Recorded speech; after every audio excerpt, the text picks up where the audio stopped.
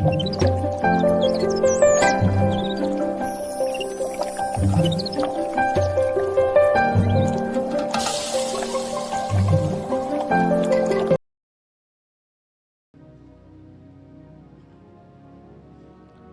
నామానికి స్తోత్రము, మహిమ, ఘనత, ప్రభావము కలుగునుగాక.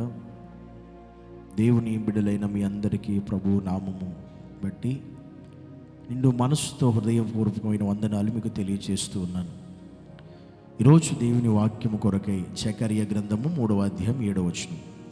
సైన్యములకు అధిపతికి యెహోవా సెలవిచ్చినదేమనగా, నా మార్గములలో నడుచుచు నేను నీకు అప్పగించిన దాన్ని భద్రముగా గైకొనిన యెడల నీవు నా మందిరం మీద అధికారివై నా ఆవరణములను కాపాడువాడవగదువు, మరియు ఇక్కడ నిలవబడు వారికి కలిగినట్లు నా సన్నిధి నిలిచి భాగ్యము నీకు ఎత్తును. దేవుడు ఒక భాగ్యము మనకి ఇస్తాను అని చెప్పాడు. అది ఏంటంటే ఆయన ఆవరణములను కాపాడే భాగ్యం, దేవుని సన్నిధిలో నిలిచి ఉండే భాగ్యం.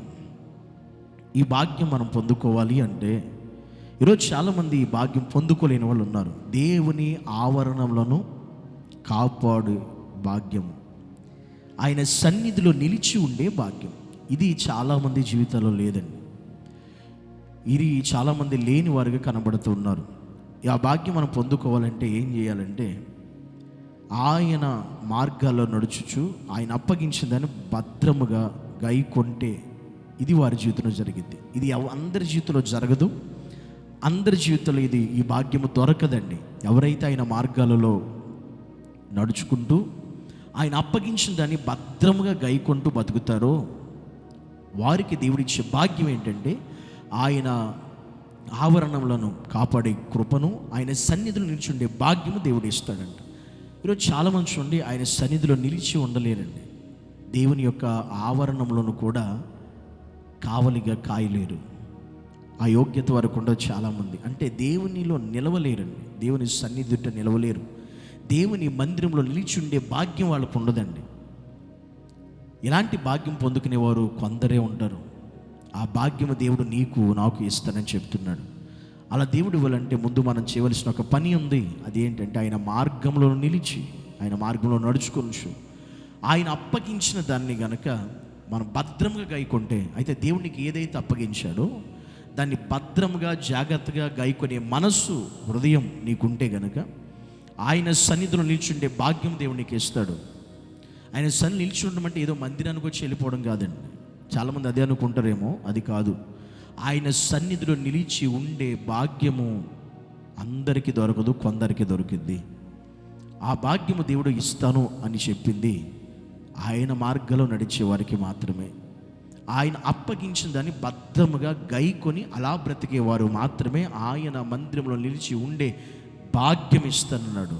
దీని ఆత్మీయ అర్థం ఏంటంటే పరలోక రాజ్యంలో ఆయన సన్నిధిలో నిలిచి ఉండే భాగ్యం ఎవరికి దొరికిద్దంటే ఎలా పడితే అలా ఉన్నవారికి కాదు, ఎలా పడితే అలా నడిచిన వారికి కాదు, ఏ మార్గాలు పడితే ఆ మార్గంలో వెళ్ళిన వారికి కాదు, ఆయన మార్గాల్లో నడిచే వారికి మాత్రమే.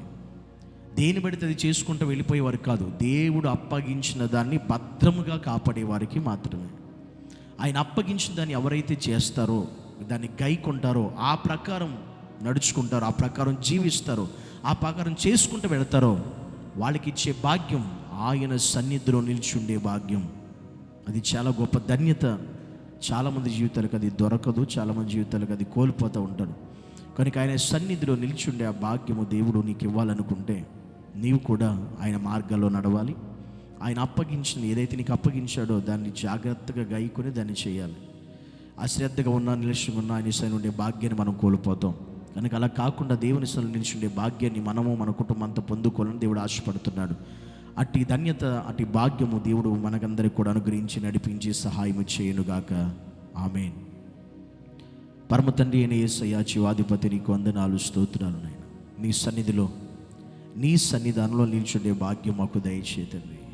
నీ మార్గాల్లో నడిచే భాగ్యం, నువ్వు మాకు అప్పగించిన దాన్ని భద్రముగా గైకొని దాన్ని చేసే కృప మాకు దయచేసి సహాయం చేసి కృప చూపించమని యేసు నామములో ప్రార్థిస్తున్నాము తండ్రి. ఆమేన్.